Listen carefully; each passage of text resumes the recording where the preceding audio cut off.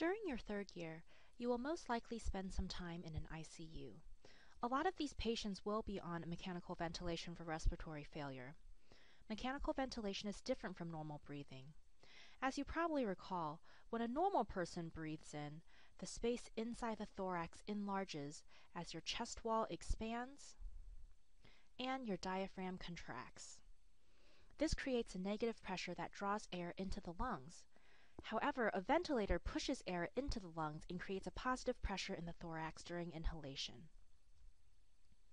Here I've drawn a mock ventilator screen. I've only filled in the boxes that are important for a medical student to understand. Let's start on the top left. The F stands for frequency, also called the respiratory rate. This is the number of full breaths the ventilator gives per minute. It is usually set between 10 to 16 breaths per minute. Next, we see the tidal volume, here seen as VT. This is the volume of gas delivered by the ventilator during each assisted breath. Usually it is set between 6 to 8 millimeters per kilogram.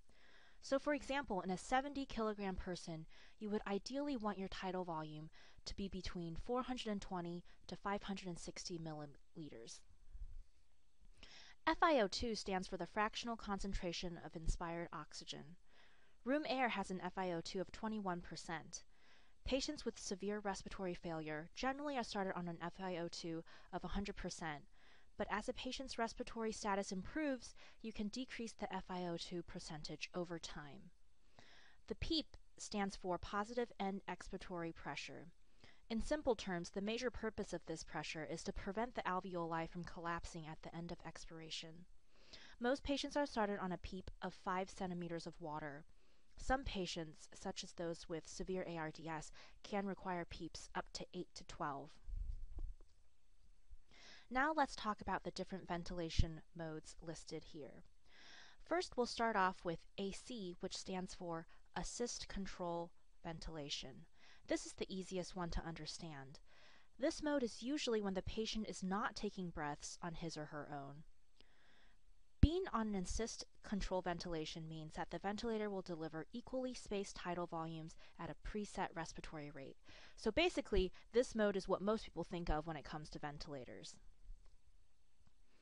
Another mode of ventilation is PCV, which stands for Pressure Controlled Ventilation. Basically, this just means that the ventilator gives a constant preset pressure with each breath. So in this ventilation setting, the tidal volume can be different for different individuals. In really compliant lungs, like those with emphysema, the amount of preset pressure given will expand the lungs to a bigger volume than a person with stiff lungs. PSV, or pressure support ventilation, refers to a mode that you would put a patient that is breathing on his or her own.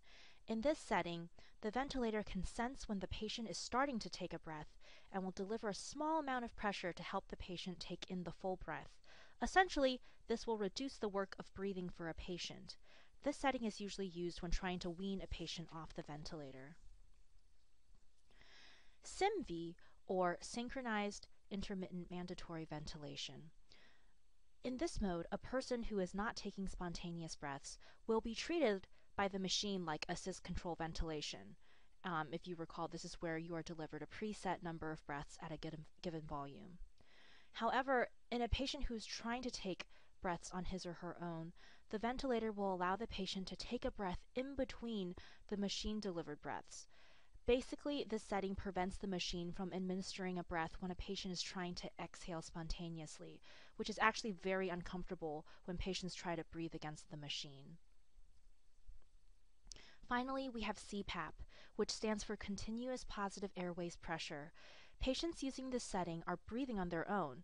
In this mode, the pressure within the ventilation circuit is not allowed to drop below the preset PEEP.